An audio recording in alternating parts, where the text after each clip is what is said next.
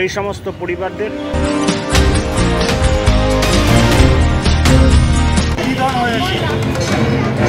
মানে পাকিস্তানি উগ্রপন্থীরা বেছে বেছে হিন্দু সম্প্রদায়ের লোকদের ধরে ধরে হত্যা করেছে। এখানে একটাই বার্তা, যেটা একই ওখানে যেটা কাশ্মীরে চলেছে, সেই একই ঘটনা একই পরিস্থিতি আমার বাংলাতে হচ্ছে। আপনি দেখুন যে কাশ্মীরে বসে আছেন যিনি ওমর আবদুল্লাহ সাহেব, এবং আমাদের এখানে যিনি মসনদে বসে আছেন তিনি দেখুন দুজনেই কিন্তু একটা জুটের সুর, তিনটি জুটের সুর। ওখানে যেভাবে নিধন হয়েছে বাংলাতেও একইভাবে। মুর্শিদাবাদে দেখুন ওই একটা দুজন মারা গেছেন, গোবিন্দ দাস এবং চন্দন দাস।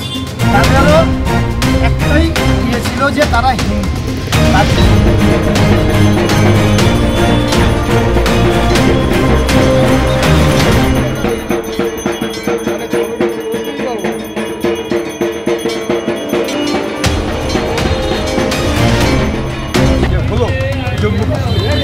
আপনার সংক্ষেপে দুর্নীতির মধ্যে আপনি আমাদের সংক্ষেপে বলুন যে আপনারা কি চাইছেন আগামী দিনে আন্দোলনের রূপরেখা কীভাবে তৈরি করবেন?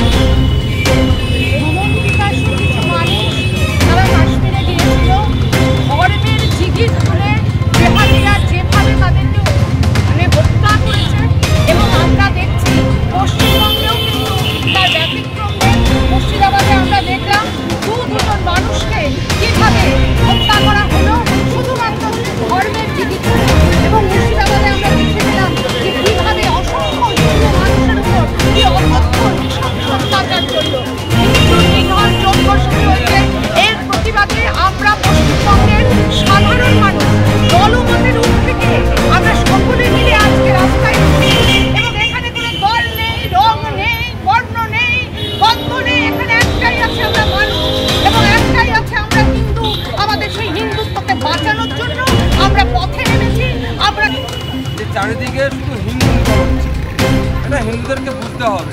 আর সমগ্র ভারতবর্ষ জুড়ে হিন্দুদের জন্য কথা বলার জন্য একটাই রাজনৈতিক দল আছে, ভারতীয় জনতা পার্টি।